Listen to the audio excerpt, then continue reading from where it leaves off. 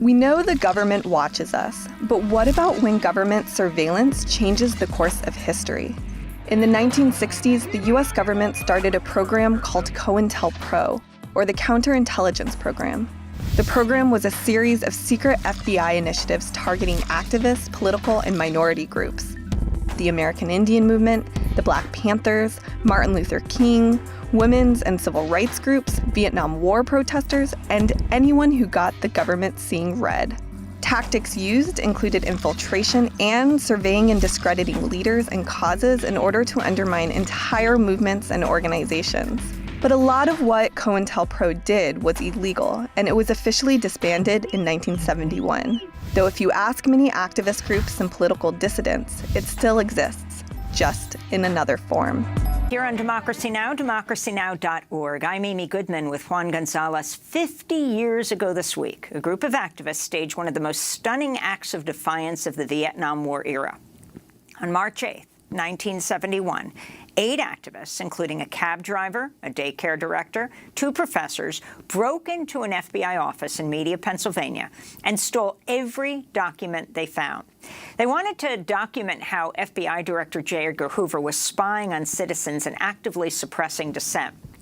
The break-in occurred as much of the nation was fixated on a boxing match between Muhammad Ali and Joe Frazier, which was billed as the fight of the century.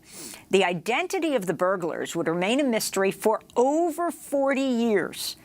Soon after stealing the documents, the activists, calling themselves the Citizens Commission to Investigate the FBI, began leaking shocking details about FBI abuses to the media.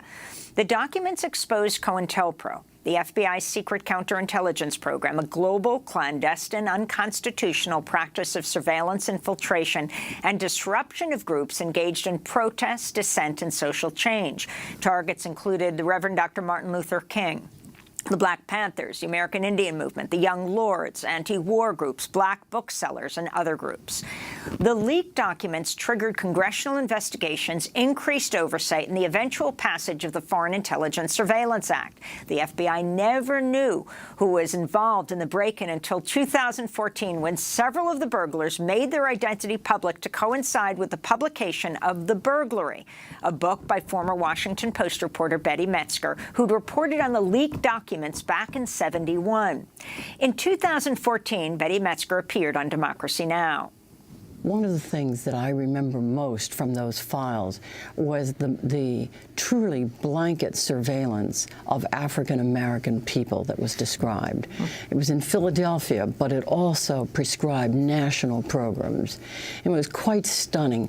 First, it described the surveillance. It took place in every place where people would gather. Churches, classrooms, stores down the street, just everything. But it also specifically prescribed that every FBI agent was supposed to have an informer just for the purpose of coming back every 2 weeks and talking to them about what they had observed about Black Americans. And in Washington, D.C. at the time, that was 6 informers for every FBI agent informing on Black Americans. The surveillance was so enormous that it led various people, rather sedate people in editorial offices and in Congress, to compare it to the Stasi, the dreaded secret police of East Germany. 3 of the burglars also appeared on Democracy Now! Back in 2014 in one of their first joint interviews. Keith Forsyth served as designated lockpicker during the break-in. He hoped the break-in would speed the end of the Vietnam War. War was escalating and not de-escalating. And I think what really pushed me over the edge was shortly after the invasion of Cambodia, there were 4 students killed at Kent State and 2 more killed at Jackson State. And I'm sorry, I think I'd have this down after all these years. And that really pushed me over the edge, that it was time to do more than just protest, than just march with a sign. John Raines was another one of the burglars. At the time of the break-in, he was a professor of religion at Temple University. The problem was J. Edgar Hoover was untouchable. He was a national icon. I mean, he had presidents who were afraid of him. the people that we had elected to oversee J. Edgar Hoover's FBI were either enamored of him or terrified of him. Nobody was holding him accountable. And that meant that somebody had to get objective evidence of what his FBI was doing. And that led us to the idea that Bill Avedon suggested to us. Let's break into an FBI office, get their files, and get what they're doing in their own handwriting. That was John Raines speaking on Democracy Now! In 2014. He died in 2017. Raines' wife, Bonnie Raines, also helped break into the FBI office in Media, Pennsylvania 50 years ago. At the time of the break-in, John and Bonnie had 3 young children. She's joining us now from her home in Philadelphia. We are also joined by Paul Coates, the founder and director of Black Classic Press and BCP Digital Printing. He's a former member and defense captain of the Black Panther Party in Baltimore. As a black bookseller, he was targeted by the FBI as part of its Cointelpro, its counterintelligence program. And yes, he is also the father of the acclaimed writer Ta-Nehisi Coates. We welcome you both to Democracy Now! Bonnie, you were the one who cased the joint. Is that right? Who went to these Media FBI offices, that's Media, Pennsylvania, beforehand to get a sense of the blueprints of the 2 rooms, whatever it was. That's right. I mean, we had cased the exterior environment, so we knew what the police patrols were, but we had to get inside the offices to see whether there were alarm systems and to see what the layout of the offices were, where the doors were that we hoped we could get through. And so I had to call and say that I was a Swarthmore College student doing research on opportunities for women in the FBI, and I wondered if I could have an interview with the head of the office.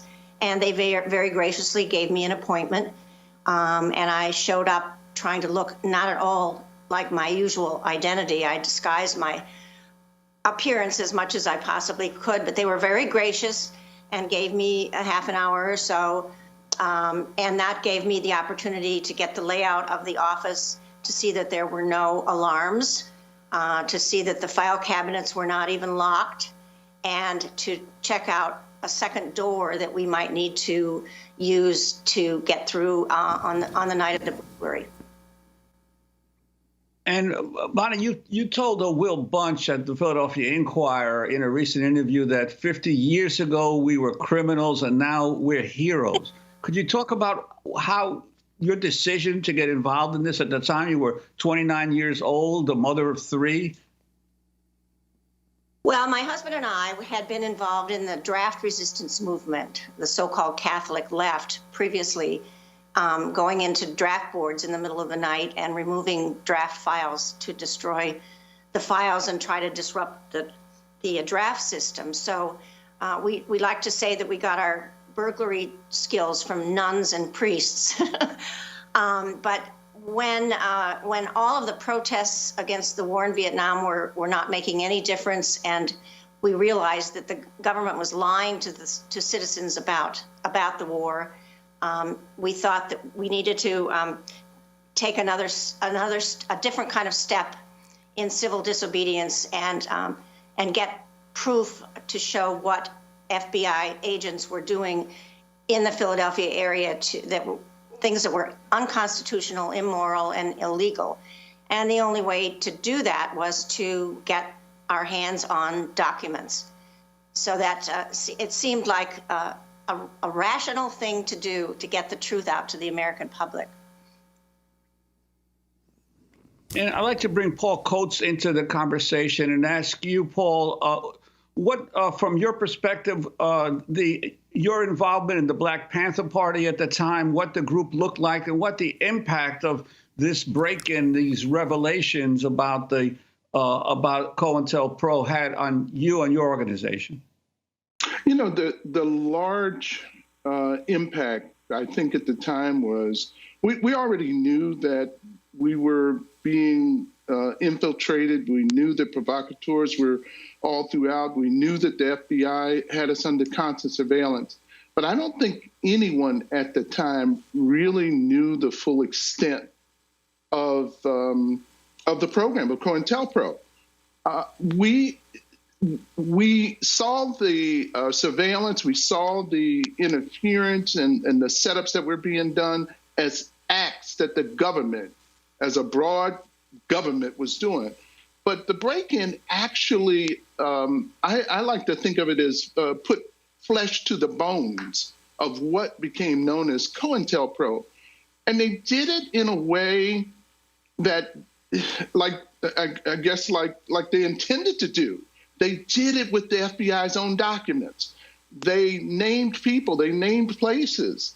And that documentation not only served us then, but the documentation serves us, it continues to serve us today. And I think that's the major, major impact.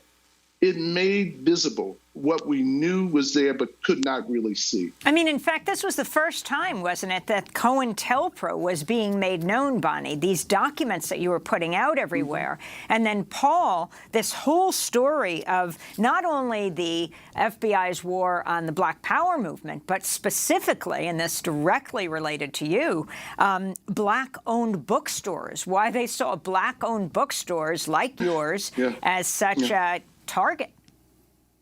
Yeah, this is true. I mean, I think a lot of that comes out of certainly the FBI history and in following socialist groups and knowing that the bookstores were critical information centers, as they were in our community. And the store we established certainly was, because that was its intent. It was intended to be an information center, particularly for people, not just Panthers, but people who were incarcerated in jail, coming out of jail and becoming contributing members of the community. We felt we could do that with information. And certainly we came under a lot of pressure from the FBI, a lot of pressure from the state and the city at the time, who saw this, perceived this as a threat. The very thought that information, the very thought that knowledge could equip people to be better in their community and contributors in their community was a threat to them. So, Juan, at the beginning of this story, we talked about the people who are targeted, Black Panthers, anti-war movement, peace activists, and the Young Lords. You're one of the co-founders of the Young Lords. Can you talk about what you understood at the time?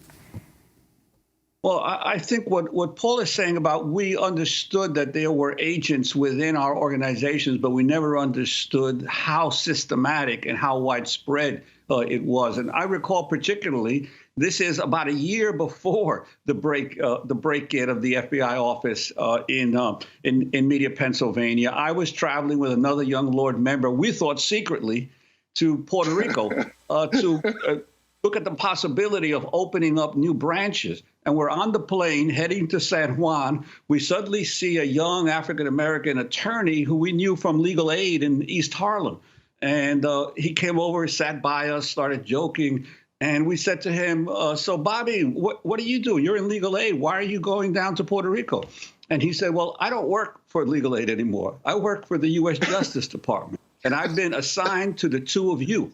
And I want you to know, he looked at us directly in the eyes, and he said, I want you to know that every second that you are in Puerto Rico, you are going to be tailed by the agents of the SEEK. That's the Puerto Rico equivalent of the Red Squad in Puerto Rico. And wherever you go in Puerto Rico, we're going to be there.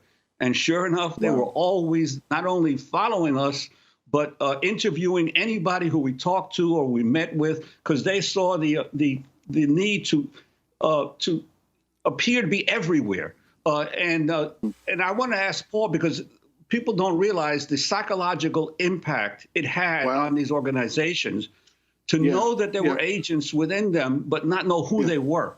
And often people were targeted who were innocent people, but were mistaken for agents. And the real agents were still providing information on a regular basis and creating dissension within the groups. Yeah, Juan, you're so right. You're so on. It was like a double whammy, because on the one hand, you'd have agents who would make themselves known. And then you knew there were plenty of other agents who were unknown, but you would, let's say if you're doing something today, information on that would be broadcast in multiple ways the next day. And so you know someone from the inside did it. And Juan, you probably have this experience as well. This is, certainly Cointelpro had its impact when the events were taking place.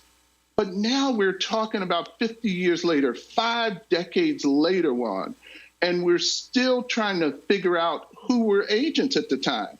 You have to, it's that going on, but also the rumors that were started, the identification of people who weren't, like you're saying, who weren't agents, but they were labeled as agents. And even today, among comrades in the Panther Party, you'll have a conversation with someone, a name will come up, and you say, well, you know he was a snitch, don't you? And or he was an agent, don't you? And that may not be the case at all. We're still living through and picking through the rumors that literally split our movement at the time. We're still living through those rumors now, and they still split us. So I wanted to also bring in Bonnie Raines to talk about the latest member of the Media 8, the burglars, including you, who has just come forward in a piece in the San Francisco Chronicle. 50 years after an FBI office burglary, a San Rafael man reveals his role. And it says, before the Pentagon Papers, before WikiLeaks, before Edward Snowden's NSA files, a group of 8 Vietnam War protesters teamed up to steal FBI records from a Pennsylvania office. And it goes on to say, Ralph Daniels squeezed himself through the door, looked around the dark room. They'd cased this small FBI office in Philadelphia suburb of Media for months. Now he was inside. Rows of file cabinets beckoned. This was the moment the group of 8 had planned. They'd long suspected FBI malfeasance, were convinced these records would prove it. Daniel was 26 at the time, rolled out the first metal cabinet drawer, scooped up the files, threw them into a suitcase. His gloved hand shook. The burglars had to hurry. They'd chosen March 8th, 1971, because Muhammad Ali's title fight against Joe Frazier at Madison Square Garden would keep most of the country and world, and most importantly, FBI agents and police, glued to closed-circuit screens and radios for a few hours. One of the intruders could hear the broadcast in nearby apartments, so they thought that the sound of the fight would cover your actions. Is that right, Bonnie? And were you surprised to see that Ralph Daniel has come forward? Well, I'm delighted that Ralph has. He played a key role in the burglary, and he was reluctant to come forward earlier because he was afraid that it would affect his professional life. But he's always been in communication with us since 2014, and it's great to have him be able to tell his story now, which is significant. We scooped up every single document, I think about 1,000 documents. We didn't leave anything behind. And going back to what we were talking about a few minutes ago in the broadcast, one of the memos that we discovered, a document said that agents should increase the paranoia among the left to have them believe that there's an FBI agent behind every mailbox. So they wanted to give this impression that everyone everywhere was under surveillance, and no one could believe that their constitutional rights would be protected. And Bonnie, we only have about 30 seconds, but could you, the lessons for today for the Black Lives Matter movement and other activists of this Cointelpro era? Well, we've just come through a Trump era, and I think we saw the effects of a lack of transparency and accountability. And now we really have to insist that the powers that be are transparent and accountable. And it's up to the average citizen to pay attention, be informed, and be vigilant, and then call the powers that be to account for their decision. We're going to have to leave it there, and I thank you so much for being with us. Bonnie Raines, one of the 1971 break-in burglars at the FBI office in Media, Pennsylvania, and Paul Coates, founder and director of Black Classic Press. I'm Amy Goodman with Juan Gonzalez.